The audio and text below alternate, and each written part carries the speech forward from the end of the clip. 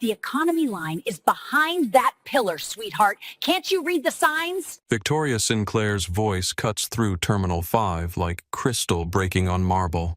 She doesn't whisper. She performs. Her manicured finger points dismissively toward the chaos of budget travelers while her ice-blue eyes scan Diana Maxwell from head to toe. Worn leather jacket, simple jeans, no visible jewelry. She finds her wanting. Diana stands perfectly still. She's heard this script before. What Victoria doesn't know is that in exactly 14 minutes, the woman she just dismissed will ground every plane in the terminal with 3 words. Before we dive into this story that shook the aviation industry, I need to ask you something. Where are you watching from today? Drop your city in the comments. I want to see how far this reaches. And if you've ever been told you don't belong somewhere just because of how you look, this story is for you. Make sure to subscribe because what happens next will restore your faith in justice. Now let's step inside Miami International Airport on a Tuesday morning that changed everything. Diana Maxwell, 42 years old, CEO of Horizon Logistics, walks through Terminal 5 like she owns the place. Which, as of 6 hours ago, she actually does. But nobody knows that yet. She looks like a tired traveler. Brown leather jacket worn soft at the elbows, dark jeans that fit just right, comfortable boots that have seen 1,000 miles. Her messenger bag is canvas, not leather. Her watch is simple steel. To the untrained eye, she's just another passenger running late for her flight. To the trained eye, the details tell a different story. The jacket is custom Hermes handed down from her father. The simple watch is a Patek Philippe worth more than most people's cars. The canvas bag contains acquisition papers for Atlas Airways signed at 6:23 this morning. Diana is worth $8.4 billion. She just bought the airline she's about to fly on. But she looks wrong to Victoria Sinclair, and in Victoria's world, looking wrong is being wrong. Victoria Sinclair stands behind the Atlas Airways first-class check-in counter like a queen behind her throne. 35 years old, platinum blonde hair pulled into a perfect chignon sapphire blue suit that hugs every curve, red Louboutin heels that click authority with every step. She's beautiful, polished, and believes her looks grant her power over people who don't measure up to her standards. The first-class area of Terminal 5 is Victoria's kingdom. Velvet ropes separate the worthy from the unworthy. Marble counters gleam under soft lighting. The air smells of white tea and leather polish. Champagne flows freely for passengers who belong here. Victoria has been the gatekeeper for 3 years. She decides who deserves first-class treatment. She's turned away celebrities who didn't dress right. She's upgraded beautiful women who smiled at her correctly. She's denied service to anyone who didn't fit her image of what wealth should look like. Today, she looks at Diana Maxwell and sees a problem. Diana approaches the counter carrying her boarding pass for Flight 428 to San Francisco. Seat 1A. $18,000. She's exhausted. She spent the night finalizing the acquisition that makes her the owner of Atlas Airways. $12.7 billion. Signed, sealed, delivered. But the transfer won't be public for 72 hours. She just wants to go home. "Good morning," Diana says, her voice low and raspy from lack of sleep. She slides her boarding pass across the marble counter. Diana Maxwell. Flight 428. Victoria doesn't look up immediately. She's adjusting the flower arrangement beside her computer white orchids that cost more than minimum wage workers make in a day. Economy check-in is around the corner behind the pillar, Victoria says without glancing at the boarding pass. "Follow the blue signs." Diana pauses. Her hand freezes on her messenger bag. "I know where economy is. I'm on Flight 428, Seat 1A. Victoria finally looks up. Her eyes travel over Diana, slowly, deliberately. The messy ponytail, the lack of visible jewelry, the tired eyes, the complete absence of anything that screams money. She lets out a sharp, derisive exhale through her nose. "Ma'am," Victoria says, dropping her voice to a patronizing register usually reserved for toddlers or tourists.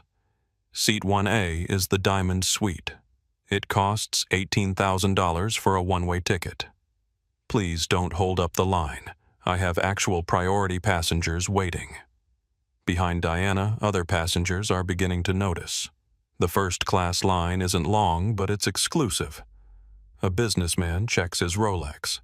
An elderly woman in pearls adjusts her fur stole. Everyone's watching now. "I am a priority passenger," Diana says, her temper flaring slightly.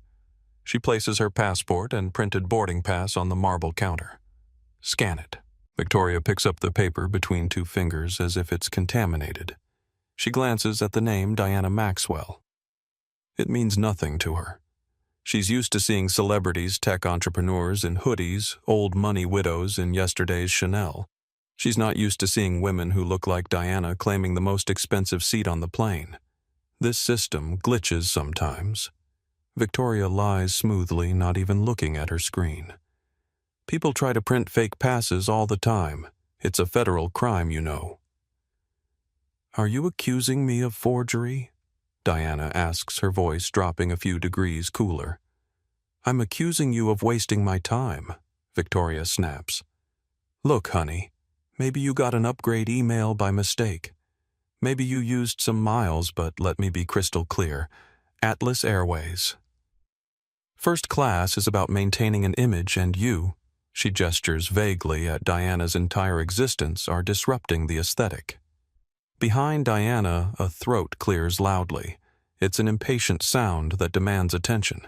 Diana turns to see a woman in her late 50s draped in a chinchilla fur coat despite the climate-controlled terminal.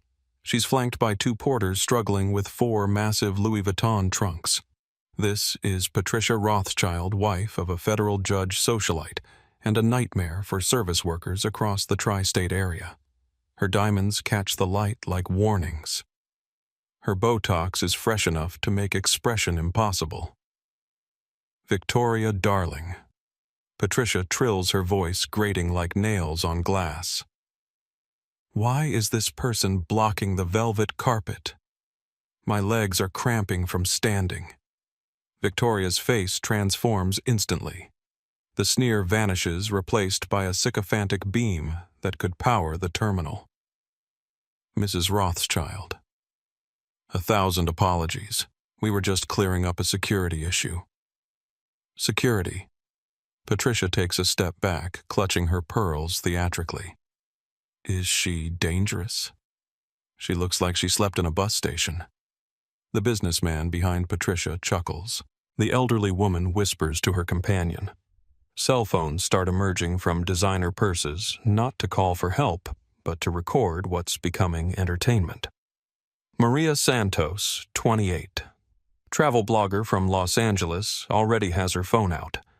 She's been documenting her journey to Miami for her Instagram followers, but this is better content than she could have scripted. She starts recording.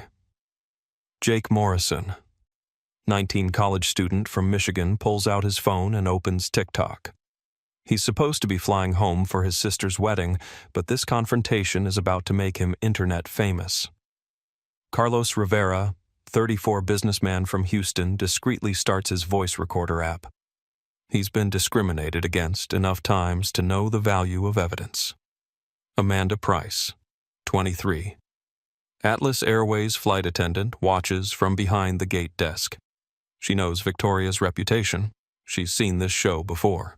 But something about Diana's calm dignity makes her uncomfortable with the performance. Diana slowly turns back to Victoria. She places her hands flat on the marble counter, her composure absolute. "Scan the pass," Diana says quietly. Victoria's smile twitches. She leans in close, her breath smelling of peppermint and arrogance. "Listen to me," Victoria hisses, quiet enough that the passengers can't hear, but loud enough for Diana to feel threatened. "I can press a button and have airport security drag you out for creating a disturbance. You want to fly today? You go to the back of the economy line. You wait for a standby ticket. And you thank me for not banning you from Atlas Airways for life. Diana stares at her. She studies the way Victoria's name tag sits perfectly straight on her lapel. She memorizes the name V. Sinclair Senior Gate Supervisor. You're making a mistake, Ms. Sinclair, Diana says softly. A very expensive one. The only mistake, Victoria retorts, her voice rising enough for the audience to hear, was thinking you could hustle me. She grabs Diana's first-class boarding pass with theatrical flair. With deliberate, exaggerated movements intended solely for Patricia Rothschild's amusement, Victoria tears the boarding pass in half, then in quarters. She drops the confetti into the trash bin beneath her desk. Oops, Victoria smirks. Looks like your ticket is invalid. Economy standby or I call the police. Patricia lets out a high-pitched, cruel laugh that echoes through the first-class area. Bravo, Victoria. Keep the riffraff out where they belong. The businessman applauds slowly. The elderly woman nods approvingly. Cell phone cameras capture every moment. Maria whispers to her Instagram followers, "Y'all, this is actually happening. This beautiful black woman is being completely humiliated for having a first-class ticket." Jake speaks to his TikTok audience. This is insane. Rich white lady just destroyed someone's boarding pass because she doesn't think black people belong in first class. Carlos timestamps his recording 10:47 a.m. Gate agent destroys valid boarding pass without scanning. Diana looks at the shredded paper in the trash bin. Then she looks at Victoria. A strange calm settles over her features. It's the calm of a predator that has just decided on the kill. Very well, Diana says. She picks up her passport. She turns around, walking past Patricia Rothschild, who makes a show of covering her nose as Diana passes. Diana walks away from the velvet ropes, away from the soft lighting, toward the chaotic fluorescent-lit landscape of the economy check-in area. As she walks, she pulls out her phone. It's an encrypted satellite model, secure enough for government communications. She dials a number that isn't saved in her contacts, but one she knows by heart. Her voice is barely a whisper, but the words will shake the entire aviation industry. Connect me to the emergency board. Authorization code, Maxwell 7742. Activate the nuclear option. A pause. The voice on the other end asks for confirmation. Ground every Atlas Airways flight. Corporate-wide shutdown. Effective immediately. Another pause. The voice asks why. Diana looks back toward Victoria's counter, where Patricia Rothschild is now being served champagne and treated like royalty. Because I own the company, and I don't tolerate discrimination in my house. She ends the call and checks her watch. 14 minutes. That's how long it will take for Victoria Sinclair to learn that looking wrong and being wrong are two very different things. Behind her, Maria's Instagram story is already being shared. Jake's TikTok is gaining viewers by the second. Carlos's audio recording is uploading to the cloud. And Diana Maxwell, billionaire CEO, walks toward the economy line to watch her empire burn down everything Victoria Sinclair thought she knew about power. The economy check-in area of Miami International Airport is a different world entirely, where first class whispers with marble and orchids, economy roars with fluorescent lights and frayed nerves. The air smells of coffee and anxiety. Crying babies provide the soundtrack. Overworked agents process an endless stream of passengers who paid $300 for the privilege of being treated like cargo. Diana Maxwell stands in this chaos with perfect posture and an unreadable expression. She's not angry anymore. Anger is a wasteful emotion. What she feels now is cold, calculating resolve. She taps her phone screen, scrolling through a document emailed to her 3 hours ago. The acquisition contract for Atlas Airways. Technically, the deal was supposed to be announced Monday morning. The ink is dry, the funds have transferred. But as far as the world knows, Atlas Airways is still owned by a consortium of European investors. In reality, Diana owns 94% of the controlling stock. She owns the check-in counter Victoria commands. She owns the carpet Patricia Rothschild stands on. She owns the uniform every Atlas Airways employee is wearing. Next, a harried agent yells from behind a scratched plexiglass barrier. Diana steps up. This agent is Sarah Martinez, 26, working her second job to pay for nursing school. She's been on her feet for 6 hours. Her smile is genuine but exhausted. "Hi, how can I help you today?" Sarah asks. "I need to book a flight to San Francisco," Diana says, "preferably on Atlas Airways." Sarah's fingers fly over her keyboard. "We have flight 428 departing at 1:15. Let me see what's available." She pauses, frowning at her screen. "Ma'am, that's weird. The system is showing all Atlas Airways flights as temporarily suspended. Technical maintenance, it says. But I've never seen a complete shutdown like this." Diana nods calmly. "System glitches happen. How long until it's resolved, I honestly don't know. This is really unusual." Sarah picks up her desk phone. "Let me call my supervisor."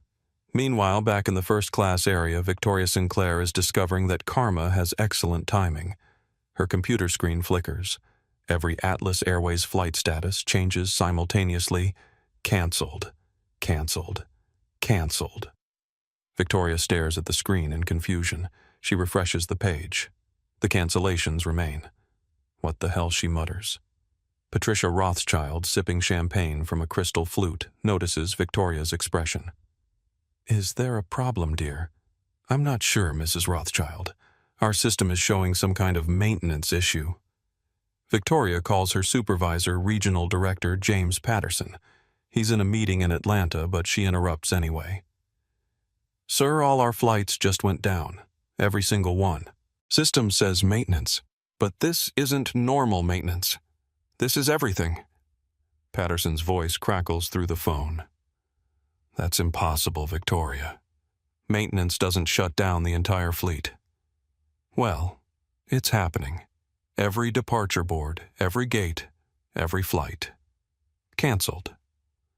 Back in the economy area, Diana watches the departure boards change. Atlas Airways flights disappearing like dominoes falling in perfect sequence. She checks her watch, 3 minutes and 17 seconds since her phone call. Sarah Martinez stares at her computer screen with growing alarm. "Ma'am, this is really strange. It's not just Flight 428. It's every Atlas Airways flight in the system. Miami, New York, Los Angeles, everywhere." Other passengers in the economy line start noticing the boards. Confused voices rise. Gate agents field increasingly frantic questions. Maria Santos, still documenting everything on Instagram Live, notices the departure boards changing. Her viewer count has jumped to 8,000. Wait, she says to her phone. "Y'all see this? Every Atlas Airways flight just got canceled. This is right after that discrimination incident I just showed you. This cannot be a coincidence." Comments flood her Instagram.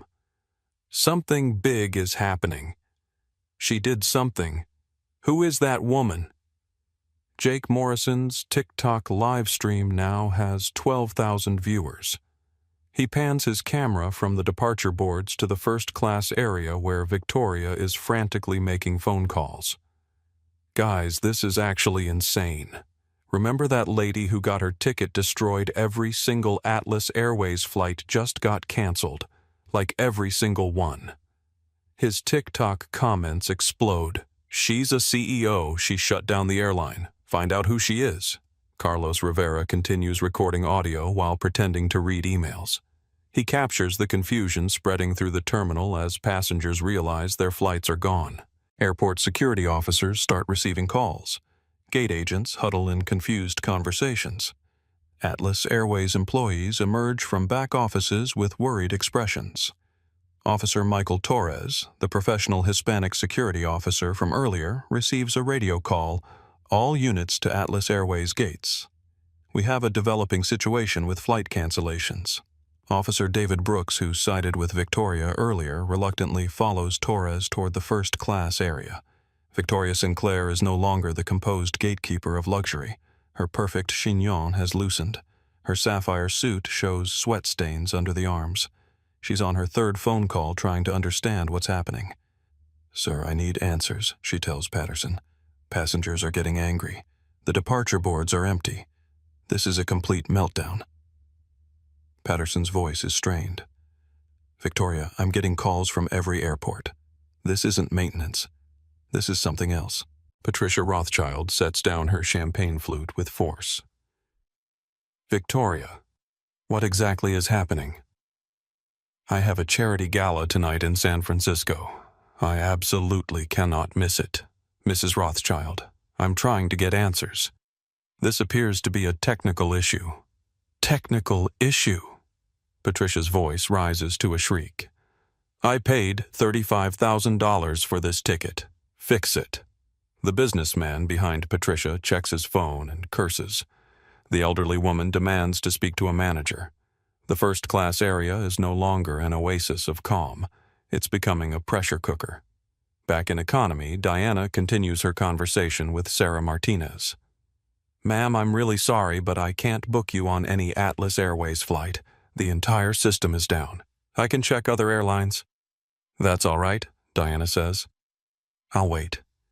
These things usually resolve themselves." She steps away from the counter and finds a seat near the departure boards.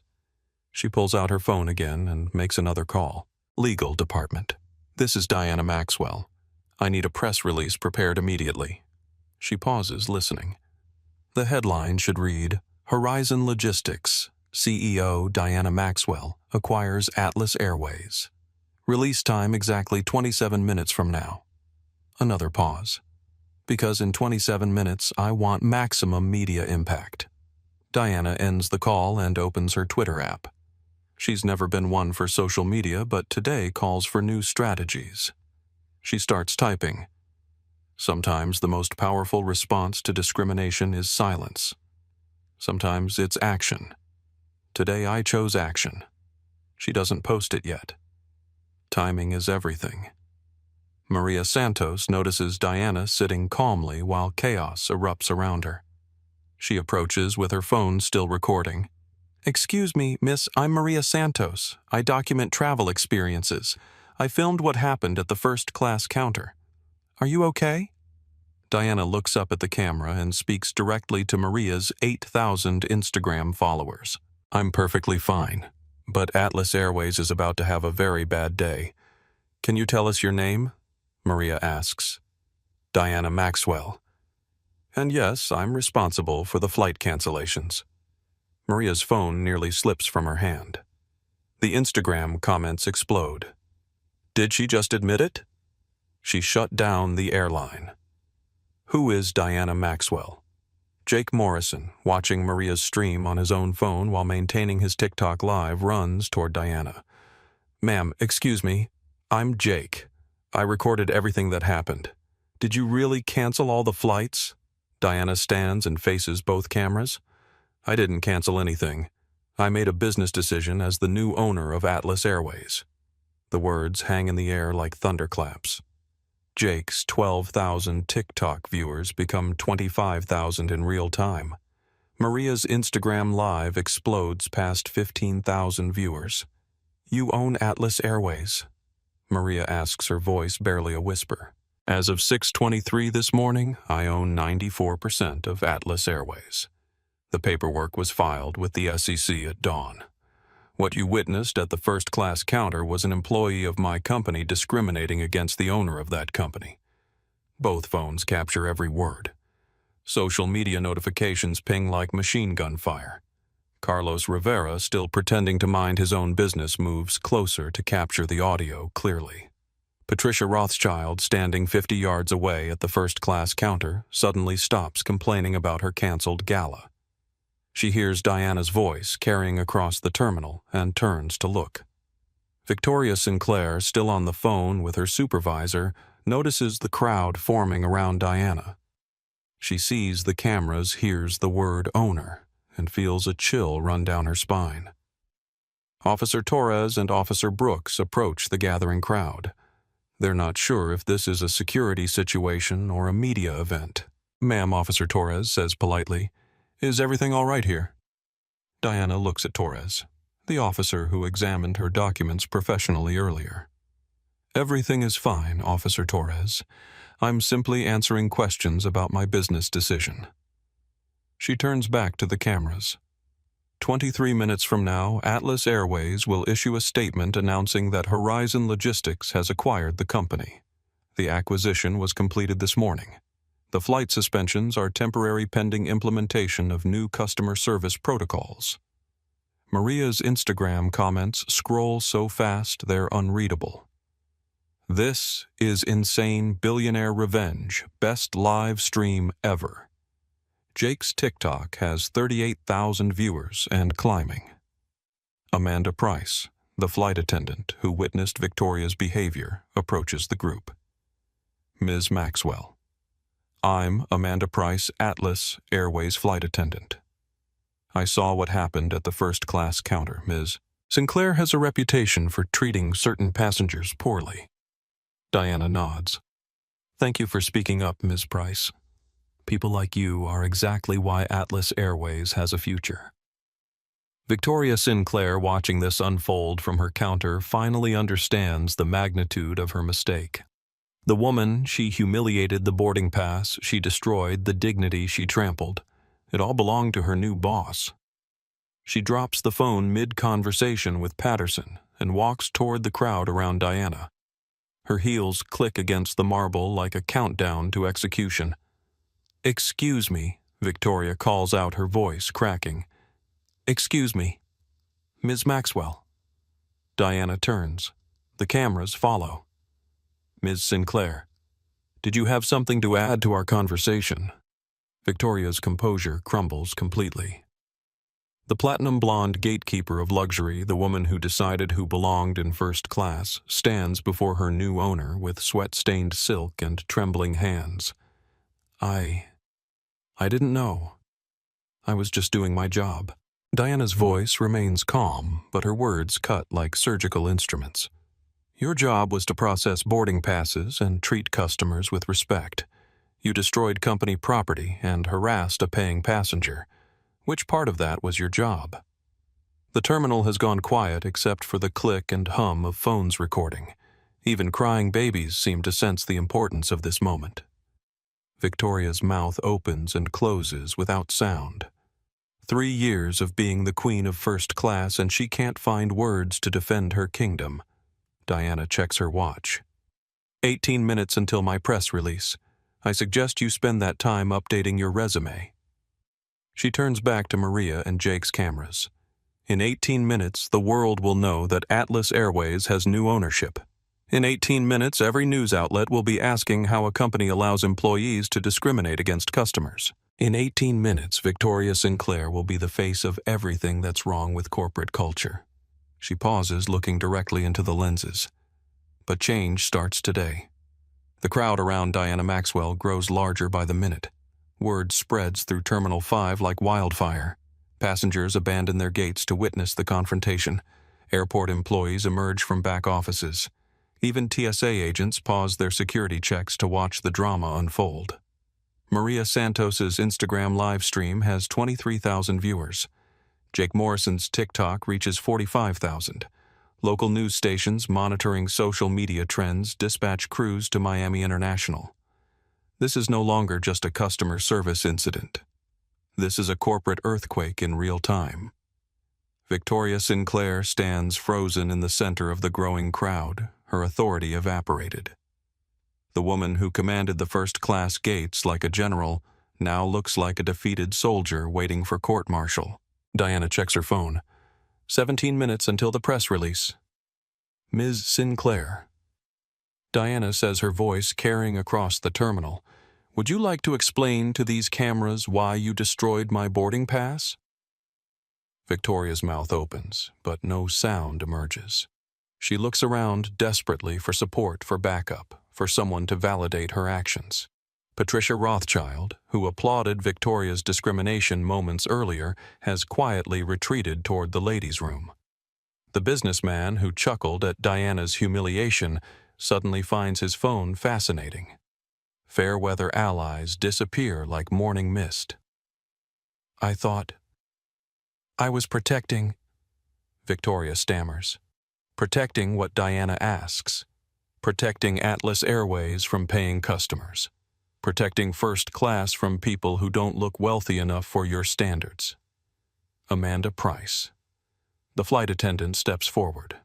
She's been working for Atlas Airways for 2 years. She's watched Victoria humiliate passengers before, but she's never had the courage to speak up. Today feels different. Ms. Maxwell Victoria has done this before.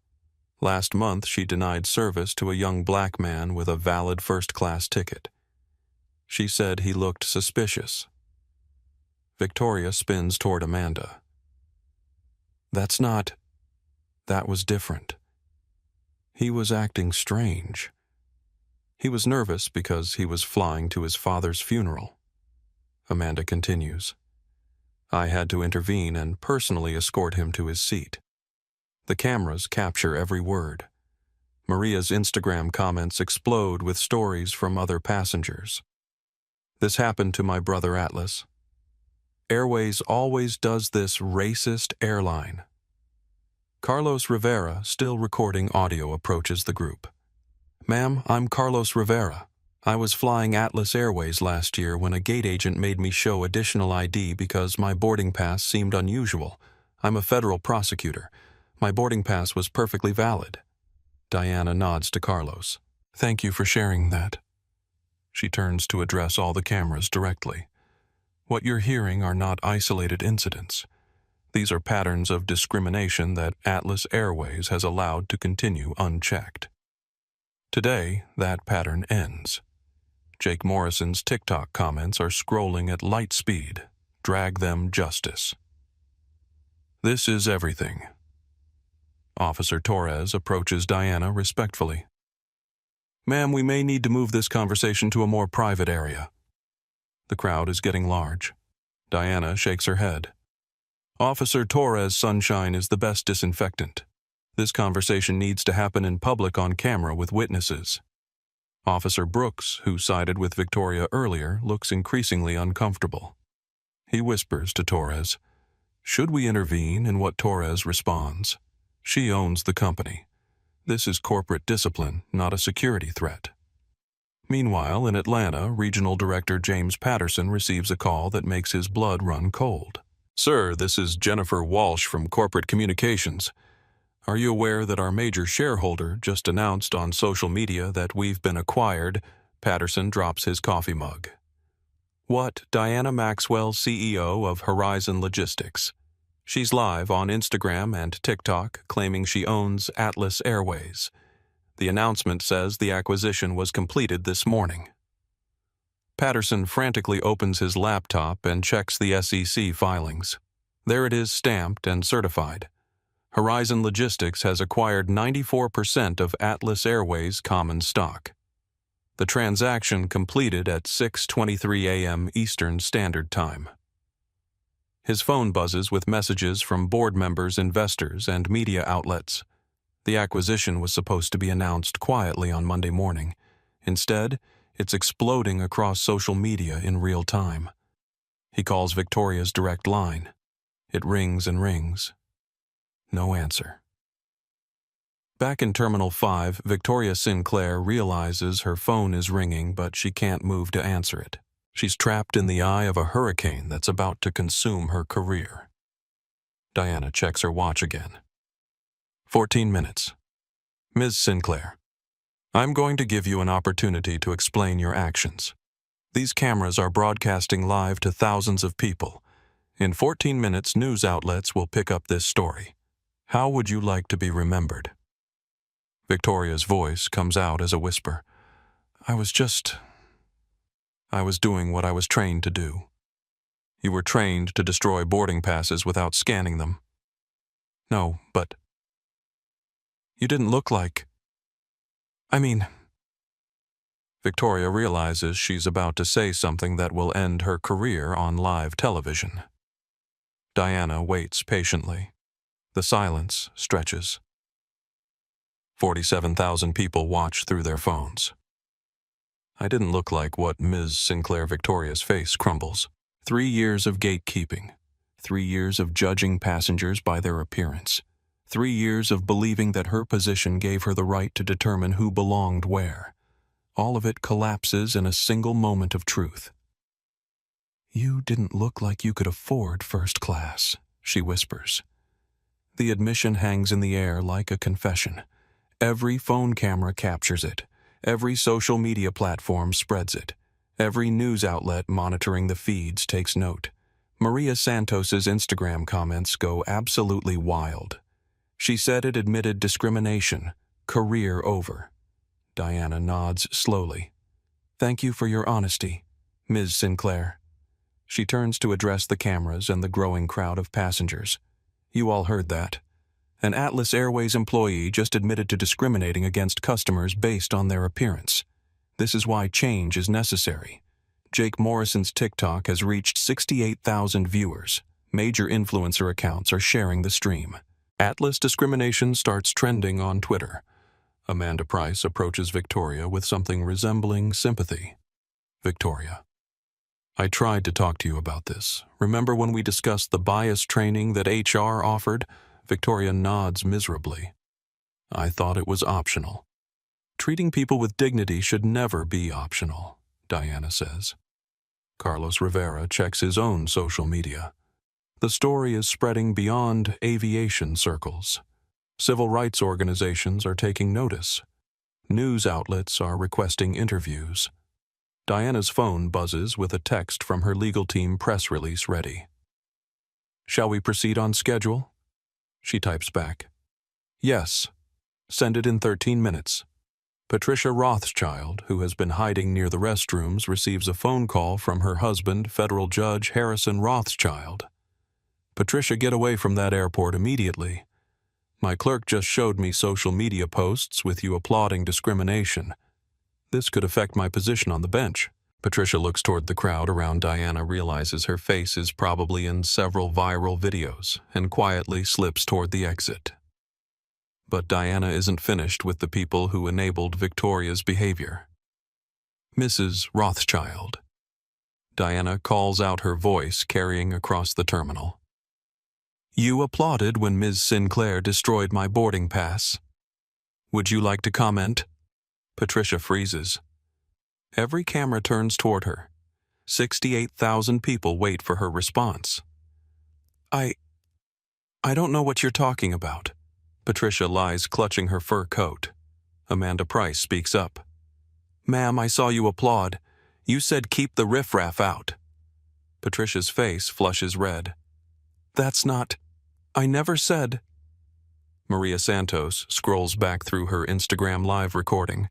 "I've got it right here. Timestamp 10:48 a.m. You literally clapped and said, 'Keep the riffraff out.' The evidence is undeniable. Thousands of people watched it happen live." Diana walks toward Patricia, who backs away like she's facing a predator. "Mrs. Rothschild, you celebrated discrimination. You turned harassment into entertainment. How does that feel now?" Patricia Rothschild, accustomed to being treated like royalty wherever she goes, faces public accountability for the first time in her privileged life. "I have to go," she stammers, rushing toward the exit. But Diana isn't done.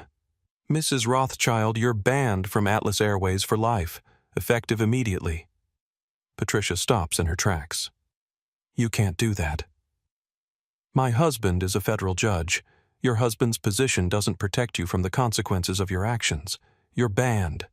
Security will escort you out if necessary." Officer Torres nods to Diana. "Ma'am, we'll ensure she leaves the premises." Patricia Rothschild, who entered the terminal as privileged royalty, exits as banned cargo under security escort. Diana checks her watch. 10 minutes until the press release. She addresses the cameras one final time. In 10 minutes, the world will know that Atlas Airways has new leadership. In 10 minutes, Every news outlet will be calling for statements about discrimination in the airline industry. In 10 minutes, Victoria Sinclair's admission will be national news. She pauses, looking directly into Maria and Jake's cameras. But this isn't about revenge. This is about change. This is about ensuring that no customer is ever judged by their appearance instead of their boarding pass. Victoria Sinclair, still standing in the center of the crowd, finally understands the magnitude of what's happening. She's not just losing her job. She's becoming the symbol of everything wrong with corporate discrimination. Ms. Maxwell. Victoria says, her voice breaking. What happens to me now? Diana studies Victoria for a long moment. The gatekeeper who destroyed her boarding pass, who humiliated her in front of passengers who admitted to discriminating based on appearance. Ms. Sinclair, what happens to you now is what happens to anyone who discriminates against customers. You face the consequences of your choices. Victoria nods slowly, accepting her fate. Diana's phone buzzes. Text message from her assistant. Media requests flooding in. CNN, Fox, NBC, ABC all want live interviews. Diana types back. Schedule them. It's time to tell this story properly. She looks around the terminal at the crowd of passengers, employees, and cameras. In 10 minutes, this moment will belong to history. In 10 minutes, Atlas Airways will have new ownership and new values. But right now, in this moment, Diana Maxwell stands in the economy section of Miami International Airport as the most powerful person in the building, and everyone knows it. 9 minutes and 37 seconds until the press release. But social media doesn't wait for official announcements. The story is already exploding across every platform like digital wildfire. Maria Santos's Instagram live stream peaks at 31,000 viewers before the platform's servers struggle to handle the traffic. Her notifications sound like machine gun fire as celebrities' news accounts and viral content creators share her stream. Comments flood in from around the world. Watching from London. This is amazing. Sydney, Australia here. Get her Victoria, Toronto, Canada. Black Excellence, Lagos, Nigeria. Justice served. Jake Morrison's TikTok explodes past 85,000 live viewers. The algorithm has caught fire. Atlas discrimination trends #1 worldwide. Victoria Sinclair trends #3. Diana Maxwell trends #5. Major TikTok creators start reposting Jake's stream. Charlotte Amelio shares to her 150 million followers. Merbeast posts. This is the most insane discrimination revenge story ever. Kylie Jenner reposts with, "Use your power for good." Twitter becomes a battlefield of reactions. The viral thread starts with Carlos Rivera posting his audio recording with timestamp verification. Within minutes, it has 50,000 retweets. CNN's Twitter account. Breaking billionaire CEO confronts airline employee who discriminated against her, shuts down entire airline in response. Fox News Atlas Airways faces discrimination scandal as new owner emerges. The View. This is what accountability looks like in 2024. ESPN. Even athletes are weighing in. LeBron James posts, "This is why we use our platforms for justice." But the real explosion happens on Reddit. Someone creates a mega-thread and public freak-out racist airline employee gets owned by secret billionaire CEO, live footage.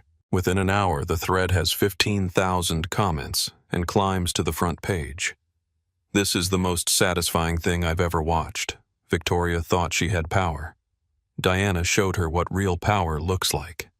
The way she stayed calm while destroying that woman's entire career is legendary. Anyone else notice how Patricia Rothschild disappeared when accountability showed up? Anti-work explodes with appreciation. This is what happens when discrimination meets consequences. Every shitty boss needs to see this. Diana Maxwell is the hero we needed. Meanwhile, inside Terminal 5, Diana Maxwell watches the chaos she's unleashed with calculated satisfaction. Her phone buzzes constantly with calls from reporters, but she ignores them. The story will tell itself. Amanda Price approaches Diana with her own phone. "Ms. Maxwell, my roommate just sent me this. You're trending on every platform. People are calling you a hero." Diana glances at Amanda's screen. TikTok videos with millions of views. Twitter threads with hundreds of thousands of likes.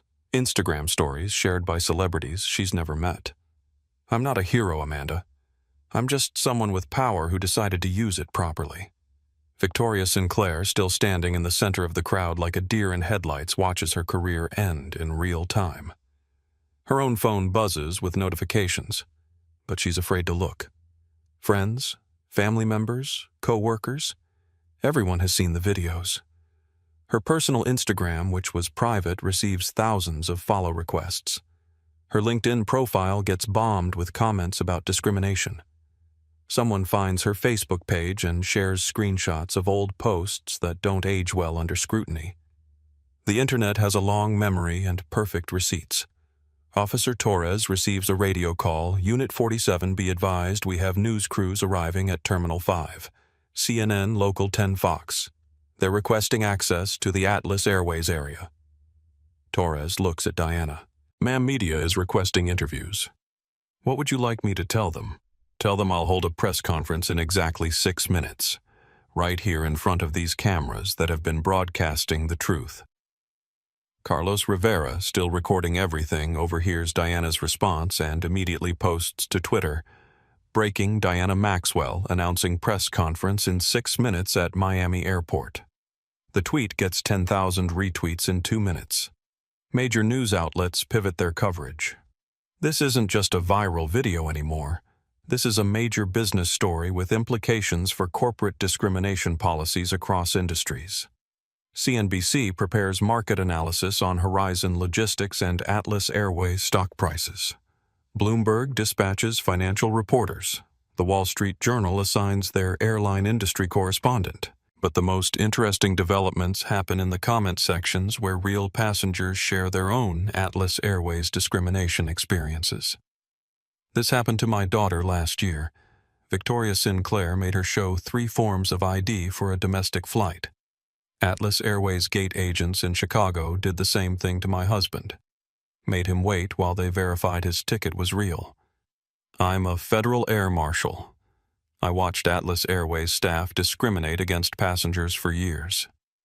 Finally, someone with power did something about it. The pattern emerges clearly. This wasn't an isolated incident. This was corporate culture. Diana's legal team texts her discrimination lawsuits being filed against Atlas Airways. 7 in the past hour. More coming. Diana texts back. "Good. Victims deserve justice and compensation."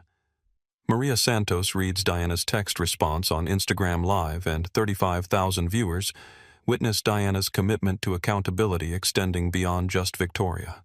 Jake Morrison's TikTok comment section becomes a celebration of justice. "This woman just changed corporate America forever. Every discrimination victim is watching this and feeling hope. Diana Maxwell just made every racist employee think twice, but not everyone celebrates." Corporate executives across the airline industry watch in horror as their own discrimination practices face scrutiny. Emergency board meetings convene at Delta American United and Southwest. The message is clear: if Atlas Airways can face consequences for discrimination, so can anyone. Diana's phone rings. It's her communications director calling from Los Angeles. "Diana, every major network wants live interviews. Good Morning America, Today Show, CNN, Fox News, ABC, NBC, CBS. Social media engagement is off the charts. Schedule them all." Diana responds, "This story needs to be told properly." Victoria Sinclair overhears this conversation and realizes her humiliation is about to go national television. What happened in Terminal 5 will be broadcast to millions of Americans over their morning coffee. She approaches Diana one final time. "Ms. Maxwell, please. I have children. I made a mistake. Please don't destroy my entire life." Diana stops and considers Victoria's plea. The cameras capture every moment of this decision. Ms. Sinclair, you had the power to treat people with dignity, and you chose discrimination.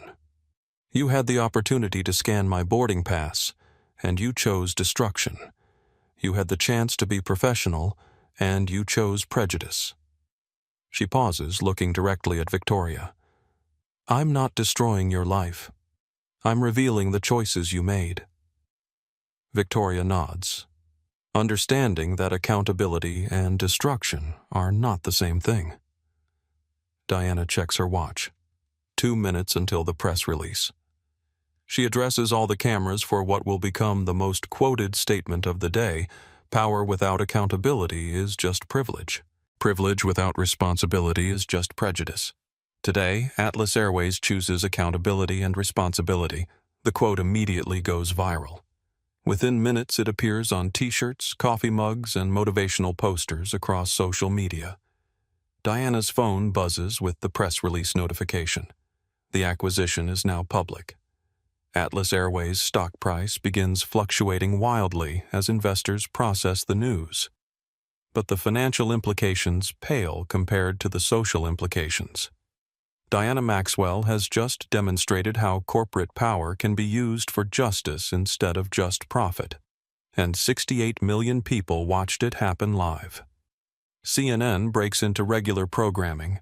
We're following a developing story out of Miami International Airport, where a discrimination incident has led to a complete airline shutdown and a dramatic corporate acquisition reveal. The anchor reads directly from social media. Videos show Atlas Airways employee Victoria Sinclair discriminating against passenger Diana Maxwell, who has just been revealed as the new owner of the airline. Fox News leads with billionaire CEO uses corporate power to shut down airline after experiencing discrimination firsthand. ABC News social media videos capture real-time justice as airline owner confronts discriminatory employee. The story transcends typical news cycles. This isn't just business news or civil rights news or social media news. This is all of them combined into a perfect storm of accountability. Diana Maxwell, standing in the economy section of Miami International Airport, has just changed the conversation about corporate discrimination forever, and everyone with a phone watched it happen. The press release hits newswires at exactly 11:04 a.m. Eastern Standard Time. Within seconds, financial markets react. Atlas Airways stock jumps 23% as investors realize the acquisition wasn't hostile, but strategic. Horizon Logistics stock rises 8% as analysts recognize Diana's reputation for turning around underperforming companies. But the real drama isn't happening on Wall Street. It's happening in Terminal 5, where Diana Maxwell stands ready to address the world. CNN arrives first. Reporter Sarah Chen rushes through the terminal with her camera crew following the crowd toward Diana. Behind her, Local 10 News Fox and NBC crews set up equipment with remarkable speed. Diana doesn't wait for formal introductions. She steps forward and addresses every camera simultaneously. Ladies and gentlemen, thank you for your attention. My name is Diana Maxwell, CEO of Horizon Logistics. At 6:23 this morning, my company completed the acquisition of Atlas Airways. I am now the majority owner of this airline. She pauses, letting the confirmation sink in for viewers who followed the story through social media. What you witnessed here today was an employee of my company discriminating against the owner of that company. But more importantly, what you witnessed was a pattern of discrimination that Atlas Airways has tolerated for too long. Sarah Chen from CNN steps forward with her microphone. Ms. Maxwell, critics might say shutting down an entire airline over one incident was an extreme response. How do you justify affecting thousands of passengers? Diana looks directly into the CNN camera. Sarah, let me be clear. This wasn't one incident. This was the incident that revealed a pattern. In the past hour, 7 discrimination lawsuits have been filed against Atlas Airways. Passengers have shared stories of similar treatment on social media. This wasn't isolated. This was cultural. She turns to address all the cameras. I shut down the flights to send a message that discrimination has consequences. Real consequences. Immediate consequences. When you humiliate customers based on their appearance, when you destroy their property without cause, when you treat paying passengers like criminals because they don't fit your prejudices, you don't deserve to operate. Victoria Sinclair, still standing within earshot, realizes that her actions triggered a corporate earthquake that will reshape airline industry standards. Amanda Price approaches Diana during a brief pause between questions. Ms. Maxwell, I want to apologize on behalf of professional Atlas Airways employees. Most of us believe in treating all passengers with dignity. Diana nods to Amanda. Thank you, Amanda. And you're exactly why Atlas Airways has a future. Fox News reporter Michael Barnes pushes forward. Miss Maxwell, what changes can passengers expect going forward? Michael, effective immediately. Atlas Airways is implementing the Diana Protocol. Every employee will complete mandatory bias training within 60 days. We're establishing an anonymous discrimination reporting system. We're creating a customer advocacy position to investigate complaints independently. She pauses, making sure every camera captures her next statement. And any employee who discriminates against passengers will be terminated immediately. No warnings. No second chances. Discrimination ends today. The local 10 news reporter asks the question everyone wants answered. What happens to Victoria Sinclair? Diana turns toward Victoria, who stands frozen like a defendant awaiting sentencing. Ms. Sinclair is terminated effective immediately. She admitted on camera to discriminating against customers based on their appearance. That behavior is incompatible with Atlas Airways' values going forward. Victoria's knees buckle slightly. 3 years of employment gone, her reputation destroyed, her career in aviation over. But Diana isn't finished with individual accountability. I also want to address Patricia Rothschild, who applauded Ms. Sinclair's discrimination and encouraged harassment of a paying customer. Mrs. Rothschild is banned from Atlas Airways for life. NBC's reporter follows up. Is this about revenge or reform? Diana's response becomes the soundbite that defines the entire story. This is about power used properly. I have the privilege of wealth and the responsibility that comes with it. When you have power, you can use it to perpetuate injustice or to eliminate injustice. Today, I chose justice. The quote immediately trends on Twitter. When you have power, you can use it to perpetuate injustice or to eliminate injustice. Today, I chose justice. Diana Maxwell. Regional Director James Patterson finally arrives from Atlanta, having caught the first available flight. He pushes through the crowd of reporters and approaches Diana. Ms. Maxwell, I'm James Patterson, Regional Director. I need to apologize for what happened here today. Diana studies Patterson carefully.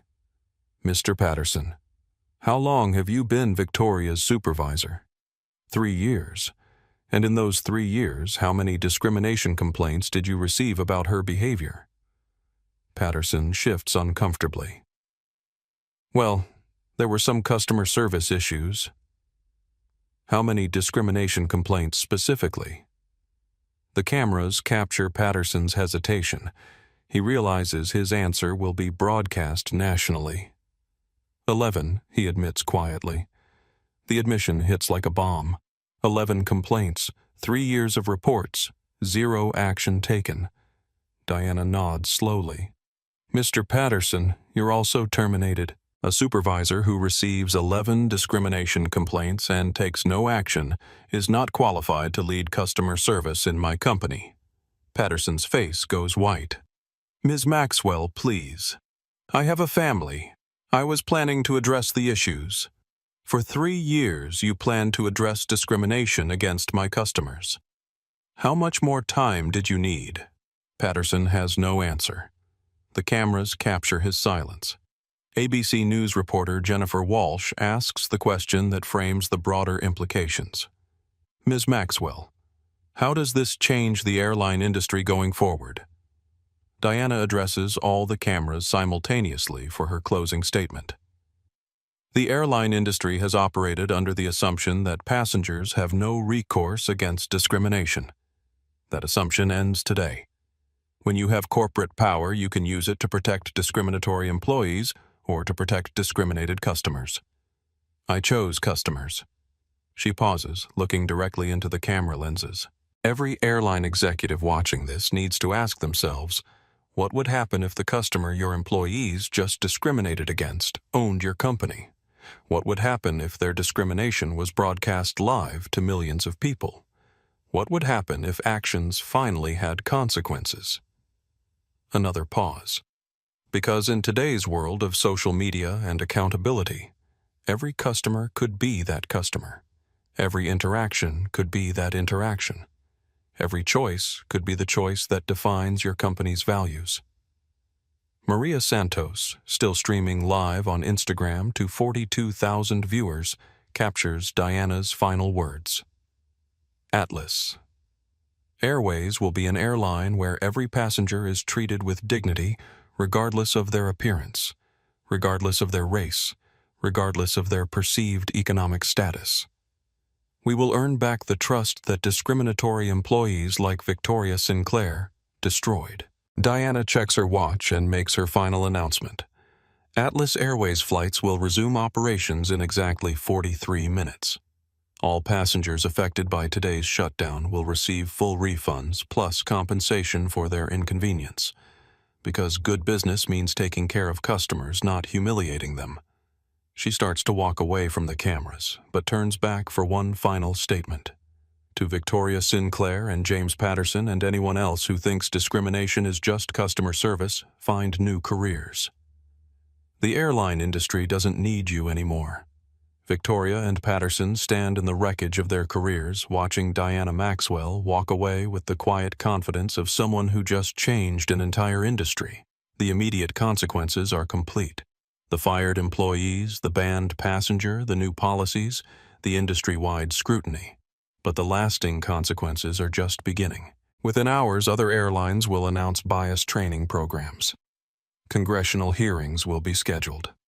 Civil rights organizations will use this incident as a template for corporate accountability.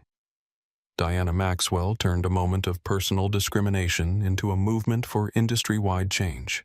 And she did it with the quiet power that comes from owning the building where your humiliation occurred. Justice served. Consequences delivered. Accountability demonstrated.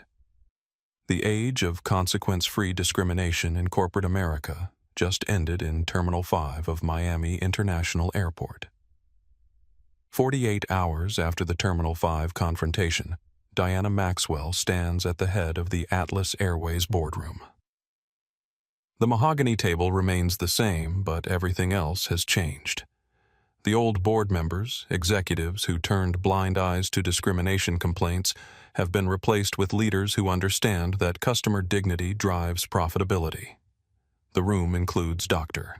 Elena Martinez, newly appointed Chief Diversity Officer and former ACLU attorney, who has spent 15 years fighting corporate discrimination. Marcus Thompson, the new Customer Experience Director, built his reputation transforming hotel chains that had similar cultural problems. Sarah Kim, Ethics Ombudsman, brings federal prosecutor experience to corporate accountability. But Diana's first order of business isn't policy. It's people. Bring me the files on every discrimination complaint filed against Atlas Airways in the past 5 years, Diana says. Every single one. Elena slides a thick folder across the table. 67 complaints. 43 involving racial discrimination, 18 involving religious discrimination, 6 involving disability discrimination. Diana opens the folder and reads the first complaint.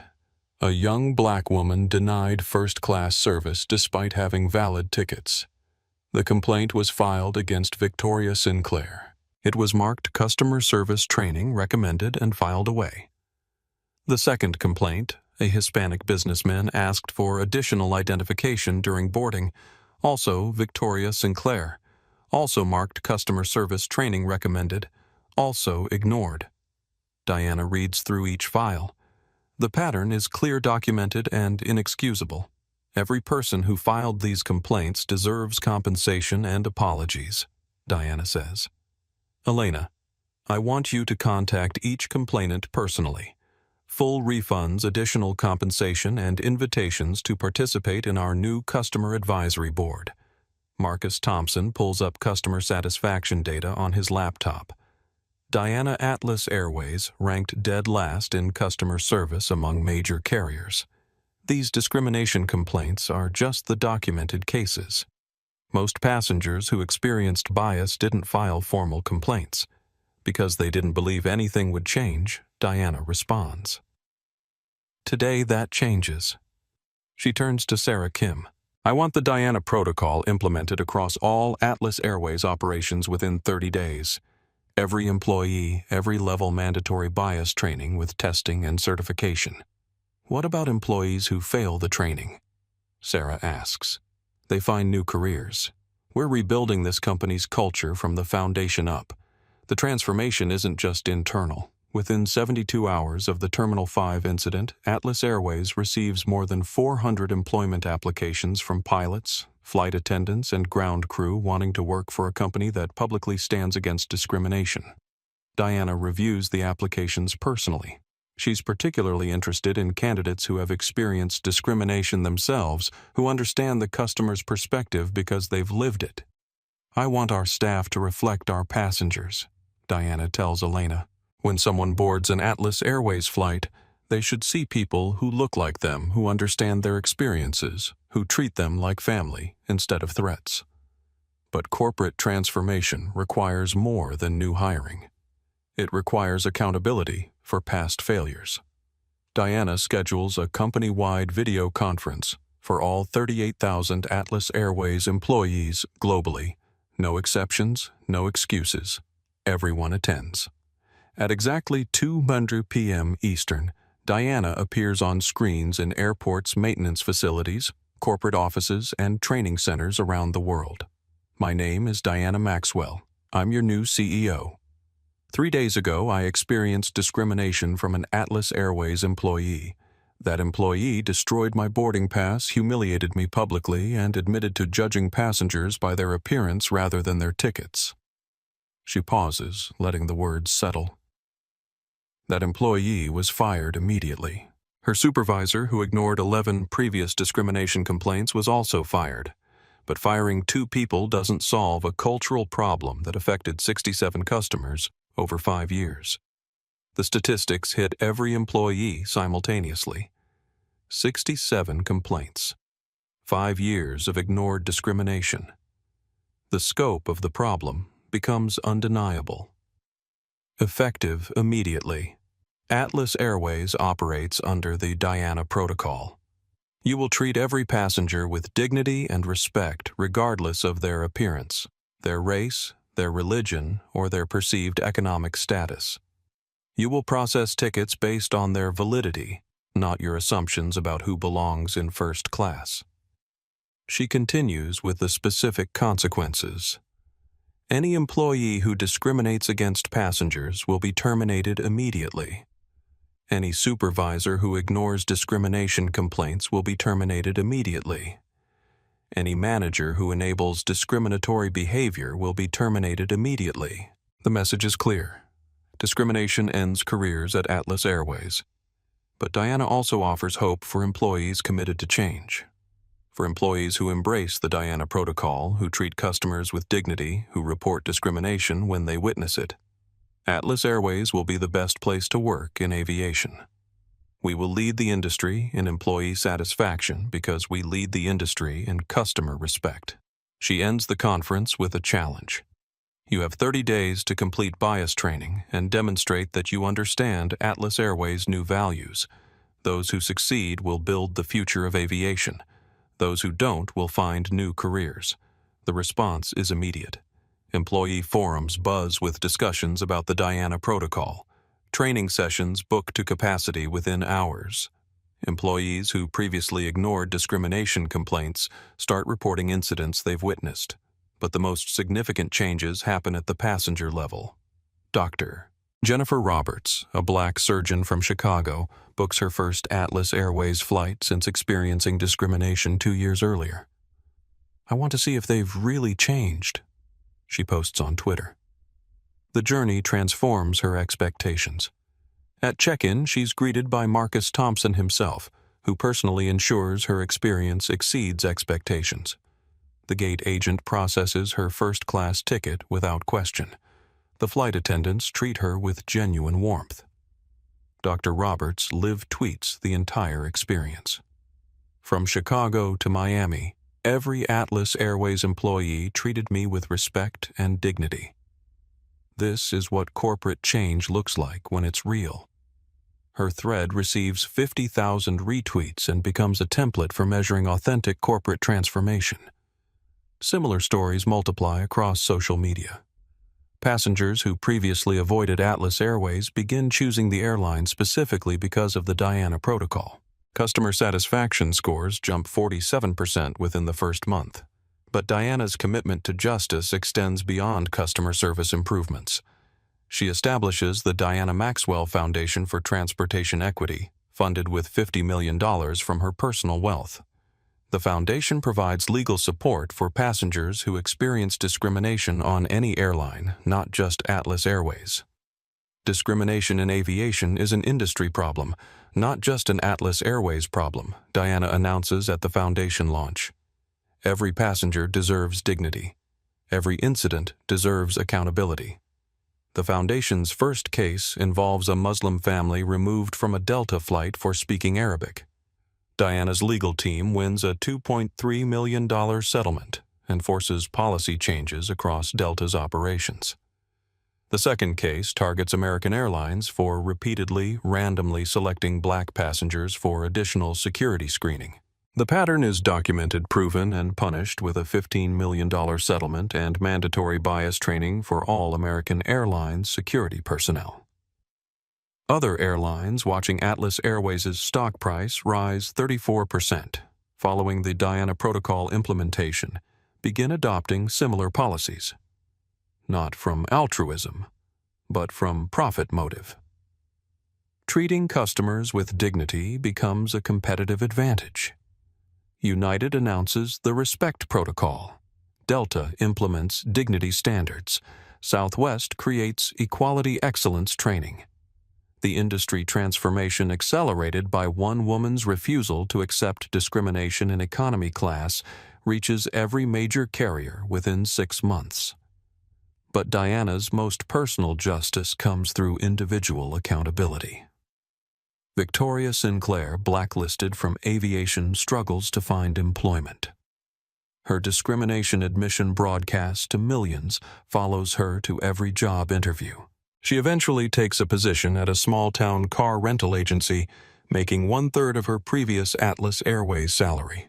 James Patterson, the fired regional director, faces similar consequences. His failure to address discrimination complaints becomes industry knowledge. He relocates to another state and accepts a non-management position with significantly reduced pay. Patricia Rothschild, banned from Atlas Airways for life, discovers that her discrimination celebration has broader consequences. Other airlines implement similar bans. Her travel options become severely limited, forcing her to drive to destinations she previously reached by air. But Diana's justice includes opportunities for redemption. 6 months after her termination, Victoria Sinclair contacts Atlas Airways requesting bias counseling. She admits that losing her career forced her to confront prejudices she'd never acknowledged. Diana approves the counseling funded by Atlas Airways, not to rehire Victoria, but to help her become someone who treats people with dignity.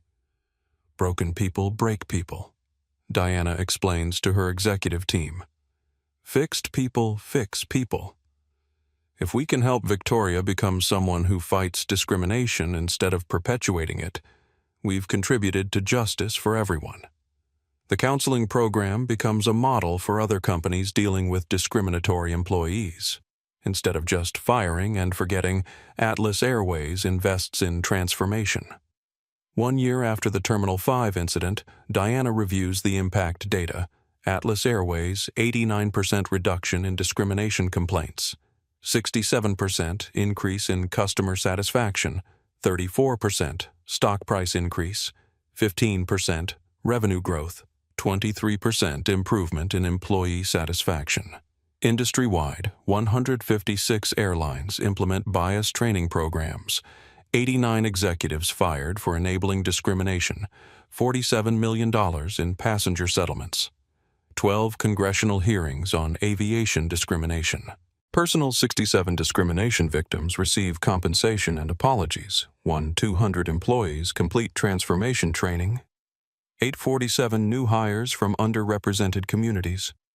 23 industry awards for customer service excellence. Diana Maxwell's moment of personal discrimination became a movement for industry-wide justice. She used corporate power not to perpetuate prejudice, but to eliminate it. She transformed personal humiliation into company-wide accountability. The Terminal 5 confrontation lasted 14 minutes. The justice it created will last for generations. 3 months after the Terminal 5 incident, Diana Maxwell returns to Miami International Airport. Same terminal, same gate, same flight to San Francisco. But everything else has changed in ways that would have been impossible before that Tuesday morning. She approaches the Atlas Airways first-class check-in counter, carrying the same worn leather messenger bag, wearing another simple outfit that conceals her wealth. The difference today isn't her appearance. The difference is the person behind the counter. Jennifer Lopez, 25 years old, Hispanic, hired as part of the Diana Protocol Diversity Initiative, recognizes Diana immediately. But she doesn't treat her differently because she's the CEO. She treats her well because that's how Atlas Airways now treats every passenger. Good morning, Ms. Maxwell. Welcome back to Atlas Airways. How can I make your journey exceptional today? Jennifer's smile is genuine, not rehearsed. Diana hands over her boarding pass. Same flight number, same seat. 1A, same $18,000 ticket. This time, Jennifer processes it without question, without suspicion, without judgment, based on appearance. Thank you for flying with us today. And personally, thank you for the changes you made. My little sister just applied to be a pilot because she said she finally sees people who look like us in leadership positions. Diana's eyes well up. This is why she endured the humiliation. This is why she used her power for justice instead of revenge. This is the real measure of transformation. What's your sister's name? Diana asks. Rosa Lopez. She's studying aviation at Miami-Dade College. Diana makes a mental note. Rosa Lopez will receive a scholarship from the Diana Maxwell Foundation because investing in the future matters more than punishing the past. As Diana walks toward her gate, she notices other changes throughout Terminal 5. Atlas Airways staff reflects the diversity of their passengers. Gate agents process tickets based on validity, not assumptions. Security officers treat travelers with professional respect, not suspicious scrutiny. Near Gate 12, where Victoria Sinclair used to command her kingdom of discrimination, Diana sees a memorial of sorts. Not a plaque or statue, but something more powerful. A diverse team of employees helping passengers without prejudice. Marcus Thompson, the new customer experience director, approaches Diana at the gate. Ms. Maxwell, I wanted to personally thank you. In 3 months, we've gone from the worst customer service ratings in the industry to the best. But more importantly, we've become a company our employees are proud to represent. Diana nods, but she's distracted by something across the terminal. Victoria Sinclair is standing near the car rental counters wearing the uniform of a ground transportation company. Diana walks over. Victoria. Victoria turns her face, showing a mixture of shame and gratitude. She looks different. Humbler. More thoughtful. The arrogance that defined her interactions with passengers has been replaced by something that resembles wisdom. Ms. Maxwell. I wasn't sure if I should approach you. How are you doing? Victoria considers the question carefully. I lost everything. My job, my reputation, my career in aviation. But I gained something too.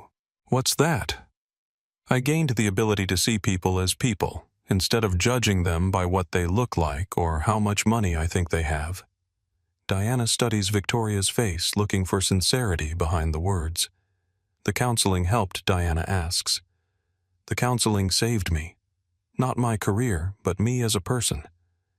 I understand now that I was discriminating against passengers because I was afraid of losing power. I thought putting others down would keep me up. Victoria pauses, gathering courage for what she needs to say next. I owe you an apology. Not because you turned out to be the CEO, but because I treated you as less than human. You deserved dignity regardless of who you were or what you owned.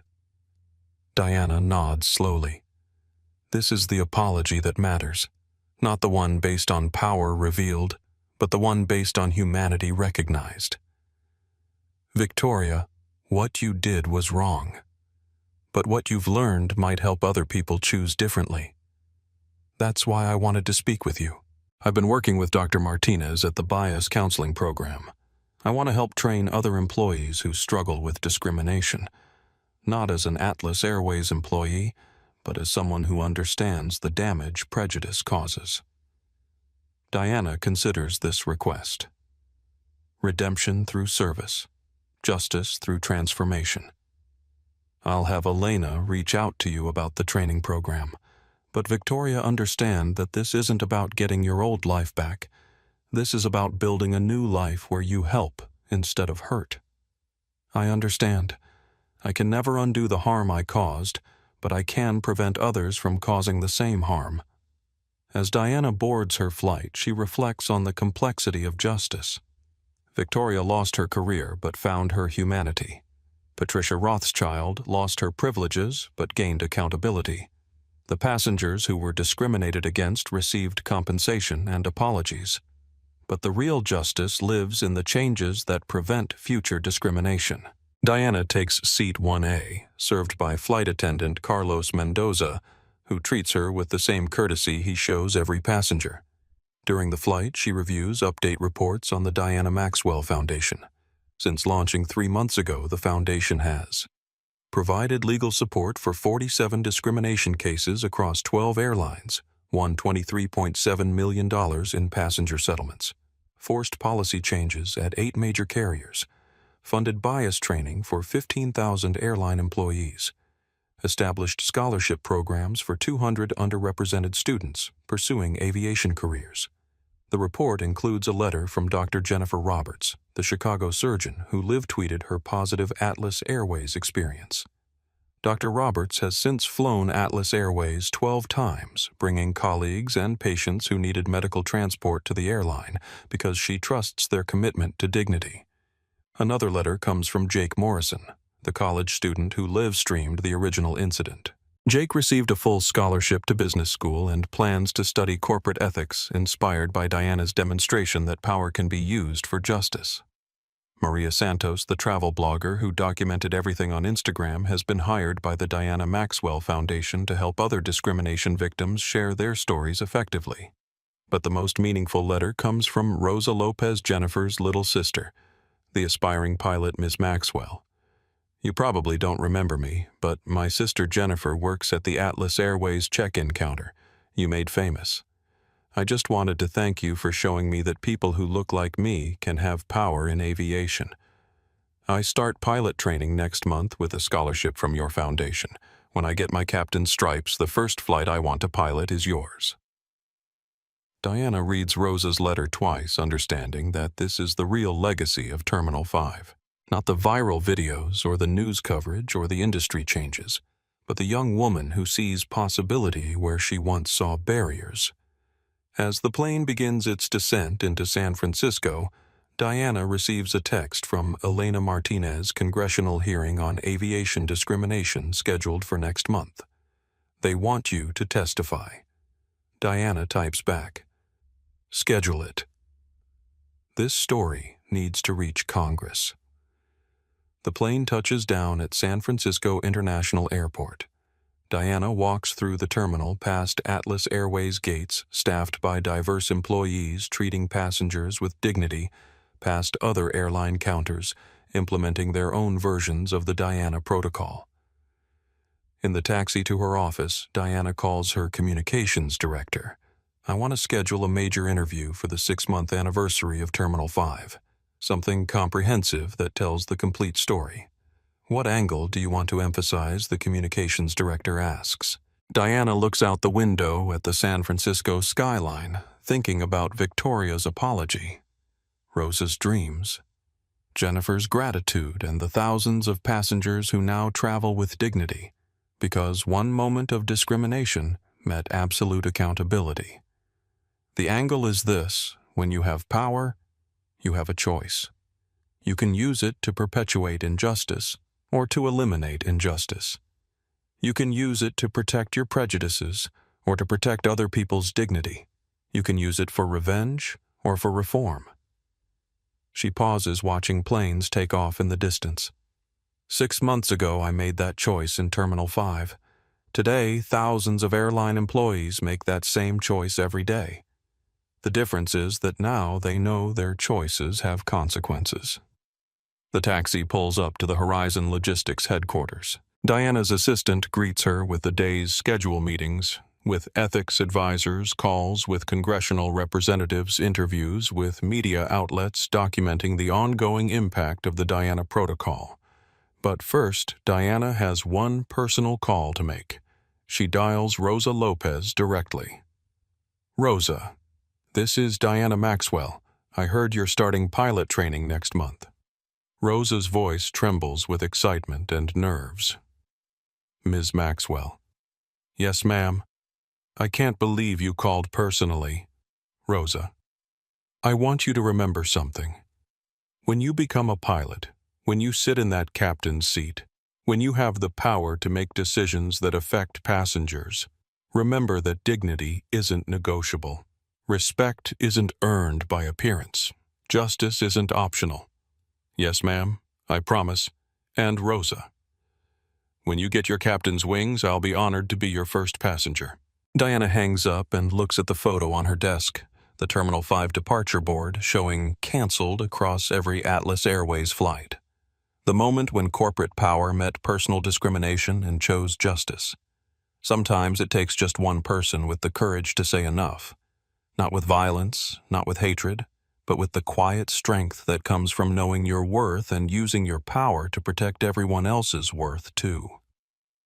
Diana Maxwell didn't just cancel a flight that day in Terminal 5. She launched a movement that changed how corporate America responds to discrimination. She proved that accountability and profitability aren't enemies, they're partners. And somewhere in airports across the world, travelers are being treated with dignity, because one woman refused to go to the back of the line and chose to ground an entire airline rather than accept humiliation in silence. The age of consequence-free discrimination ended at Gate 12 in Miami International Airport. The age of corporate accountability for customer dignity began in the same place at the same time with 3 words Diana Maxwell spoke into her phone: ground them all. That's justice. That's power used properly. That's how one moment of personal discrimination became a movement for universal dignity. And it all started with a woman who looked wrong but was absolutely right.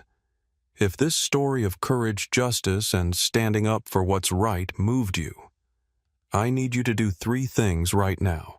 First, smash that like button to help this video reach people who need to hear this message. Second, subscribe to this channel and hit the notification bell because we share stories that matter, stories that inspire change, and stories that prove one person can make a difference. And third, share this video with someone who needs to be reminded of their own power. Share it with someone who's been told they don't belong. Share it with someone who has the power to make change but hasn't found the courage yet. Drop a comment below and let me know where you're watching from and tell me about a time when you or someone you know stood up for justice. Your story matters. Your voice matters, and sometimes, like Diana Maxwell proved, your actions can change everything. Remember, the next time someone tries to tell you that you don't belong somewhere, you have a choice. You can accept that treatment, or you can be like Diana Maxwell and show them exactly where you belong. The choice is yours, and the power is in your hands. Until next time, keep standing up, keep speaking out, and never forget that dignity is not negotiable.